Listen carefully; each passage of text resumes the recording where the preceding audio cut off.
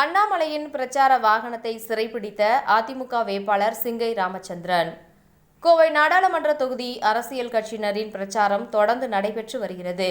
இந்த நிலையில் சூலூர் சட்டமன்ற தொகுதிக்கு உட்பட்ட பகுதியில் அதிமுக, பாஜக ஆகிய இரு தரப்பினரும் தேர்தல் பிரச்சாரத்தில் ஈடுபட்டனர்.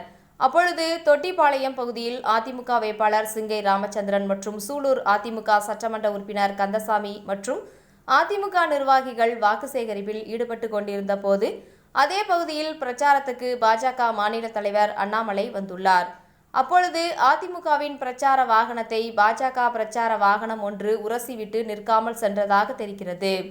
இதனால் இரு தரப்புக்கு இடையே வாக்குவாதம் ஏற்பட்டது. அப்போது பிரச்சார வாகனத்தில் இருந்து இறங்கிய அதிமுக வேட்பாளர் சிங்கை ராமச்சந்திரன் மற்றும் சட்டமன்ற கந்தசாமி உள்ளிட்ட அதிமுக நிர்வாகிகள் அண்ணாமலையின் பிரச்சார வாகனத்தை சிறைப்பிடித்து சாலையில் படுத்து சாலை மறியலில் ஈடுபட்டனர். அதிமுகவின் தாங்கள் குறித்த நேரத்தில் பிரச்சாரத்திற்கு வந்துள்ளதாகவும் பாஜகவினர் அனுமதிக்கப்பட்ட நேரத்தை கடந்து மாதப்பூர் பஞ்சாயத்துக்கு உட்பட்ட பகுதியில் பிரச்சாரத்திற்கு போலீசார் அனுமதித்துள்ளதாகவும் குற்றம் சாட்டினர். உடனடியாக அங்கு வந்த போலீசார் இரு தரப்புகளையும் சமாதானம் செய்து அங்கிருந்து கலைந்து போக செய்தனர்.